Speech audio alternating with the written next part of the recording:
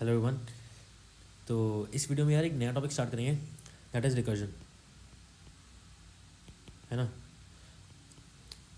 Start करने से पहले ही बता देता हूँ यार कि काफ़ी ज़्यादा इंपॉर्टेंट टॉपिक है ये, इसको स्किप नहीं किया जा सकता।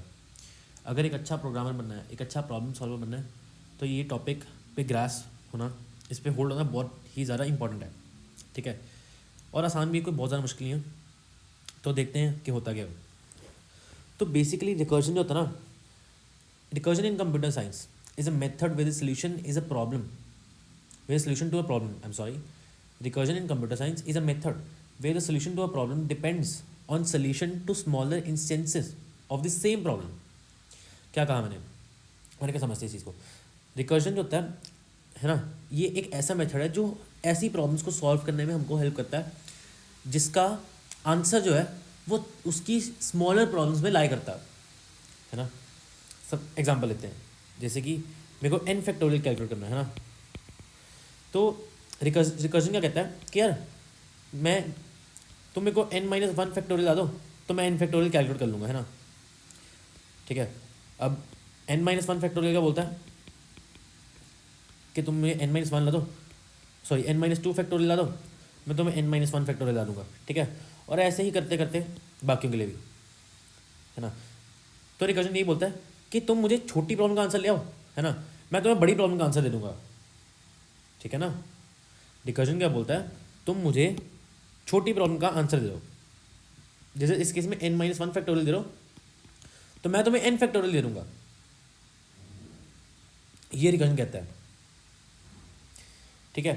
सो बेसिकली एक बड़ी प्रॉब्लम है ना, एक बड़ी प्रॉब्लम है, उसकी डिपेंडेंसी छोटी प्रॉब्लम पे है या छोटी प्रॉब्लम्स पे है। क्यों छोटी प्रॉब्लम्स क्यों बोला मैंने, क्योंकि एक बड़ी प्रॉब्लम है, उसका डिपेंडेंसी एक छोटी प्रॉब्लम पे है ना, उसकी डिपेंडेंसी और छोटी प्रॉब्लम्स पे है ना, जैसे इसकी डिपेंडेंसी इस पे है और n-1 n-2 की n-3 पे होगी, है ना, ये चलता है आगे। सो बेसिकली रिकर्जन क्या कहता है, अगर हमारे पास कोई प्रॉब्लम है जिसकी डिपेंडेंसी छोटी प्रॉब्लम पे है ना, तो हम छोटी प्रॉब्लम का अगर आंसर दे दें इसको, तो वो बड़ी प्रॉब्लम का भी आंसर दे देगा हमको, ये रिकर्जन कहता है, ठीक है। और सबसे इंपॉर्टेंट बात, सबसे ज़्यादा इंपॉर्टेंट बात, कि छोटी प्रॉब्लम का जो नेचर है ना वो सेम होना चाहिए बड़ी प्रॉब्लम की तरह, है ना। जैसे यहाँ पे देखते हैं ना, n factorial n-1 factorial same ही नेचर के हैं, है ना। तो nature of the problem, smaller problem भी सेम होना बहुत ज़्यादा ज़रूरी है, ठीक है। तो रिकर्जन इसके आसपास वो करता है ना। और जैसे मैंने बता ही दिया कि स्मॉलर प्रॉब्लम्स भी एग्जैक्टली सेम नेचर की होनी चाहिए बड़ी प्रॉब्लम की तरह, है ना, जो प्रॉब्लम इन हैंड हमारे, ठीक है कि नहीं। तो पर इसमें क्या है, अब तुम कहोगे ठीक है, मैं n-3 फैक्टोरियल अगर मुझे चाहिए तो उसके लिए मैं n-4 फैक्टोरियल ला दो और मैं n-3 फैक्टोरियल तुमको ला दूंगा।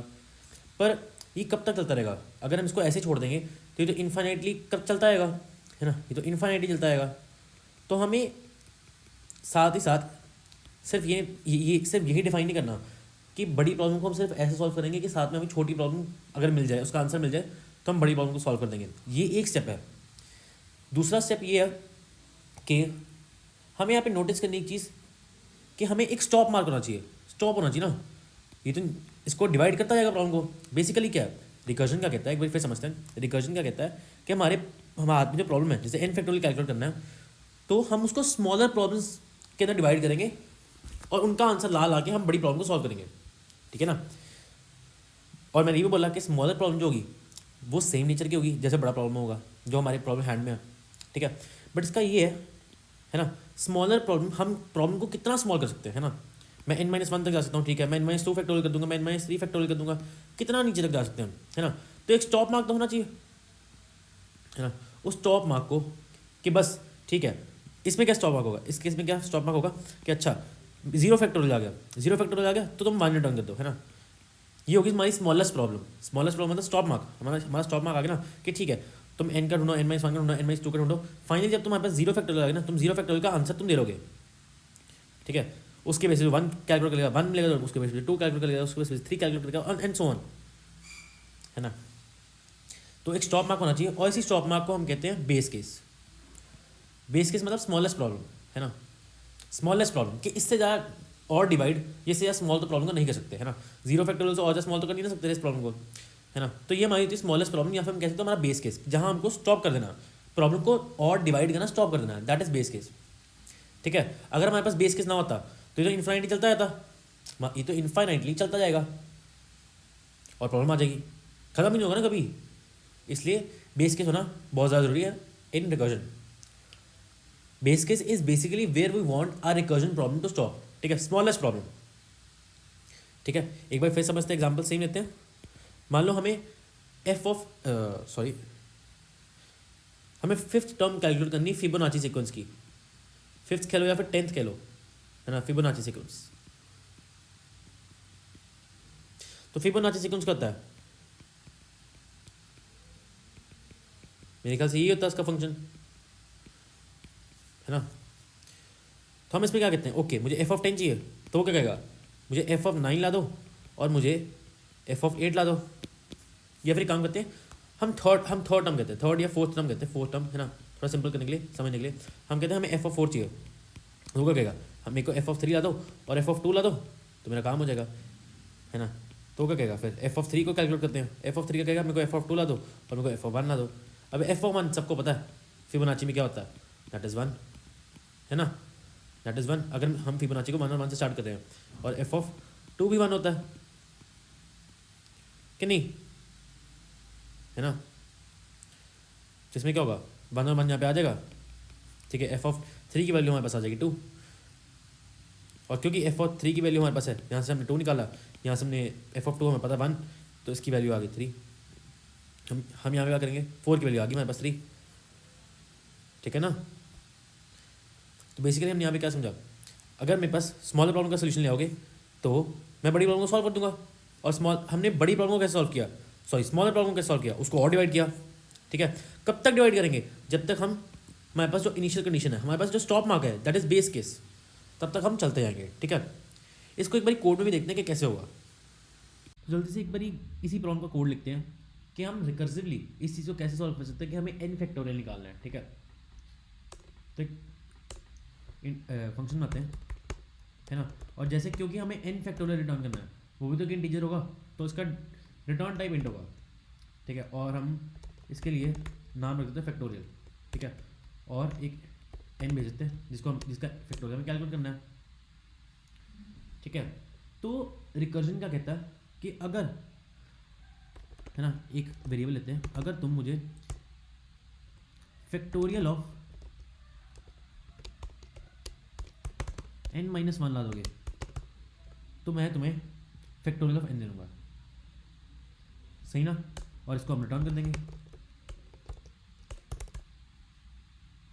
बट मैंने क्या बताया कि एक स्टॉप मार्क होना चाहिए, मतलब बेस केस होना चाहिए क्या। अब इस केस में बेस केस क्या है कि अगर n 0 हो जाता है बाई चांस, तो उस केस में हम क्या रिटर्न कर देंगे, मान। मैंने कहा बिल्कुल सही है, यही था हमारा रिकर्जन, बस यही था हमारा रिकर्सिव कोड। क्या किया हमने इसमें, बेसिकली फंक्शन अपने आप को ही कॉल करता रहता है, हमें बस यहाँ पे क्या देखना है, हमें एक स्टॉप मार्क पता होना चाहिए, बेसिकली हमें को बेस केस पता होना चाहिए, और स्मॉलर प्रॉब्लम का आंसर रिकर्जन से आ जाएगा। मतलब क्योंकि यहाँ पे क्या हो रहा है, बेसिकली यहाँ पे क्या हो रहा है, फंक्शन अपने आप को कॉल कर रहा है ना। हमको किसी तरह क्या करना है, हमको छोटी प्रॉब्लम का आंसर मिल जाएगा, हमको उसको प्रॉब्लम इन हैंड से कैसे रिलेट करना है, और हमारे पास बेस केस होना चाहिए, यही रिकर्जन है। बस यही 3 स्टेप्स हैं और यही रिकर्जन होता है, ठीक है। एक बार टेस्ट करके देख लेते हैं इसको भी, है ना। चाहे हम इसको डायरेक्टली भी ऐसे लिख सकते थे, इतना वेरिएबल लाने की जरूरत नहीं थी, है ना। डायरेक्टली लिखते हैं n,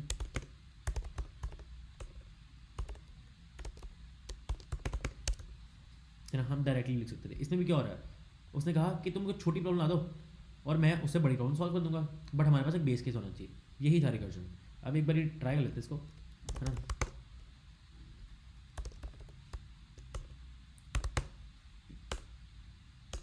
ठीक है, निकालते हैं फैक्टोरियल ऑफ 5, मेरे ख्याल से बिल्कुल ठीक है, 120 है ना। एक और निकाल के देखते हैं 4 का, तो 4 का 24, ये भी बिल्कुल सही है ना। तो यार यही रिकर्जन है और काफ़ी आसान चीज़ है ना। तो इस वीडियो के लिए इतना ही रखते हैं, मिलते हैं नेक्स्ट वीडियो में। मेरे ख्याल से थोड़ा सा समझ कम आया होगा, थोड़ा सा कॉम्प्लिकेटेड लगा होगा टॉपिक, बट जैसे जैसे हम आगे प्रोग्रेस करेंगे वैसे वैसे आपको टॉपिक की समझ आती रहेगी जल्दी, और इस पर अच्छी ग्रास बन जाएगी, ठीक है। Thank you.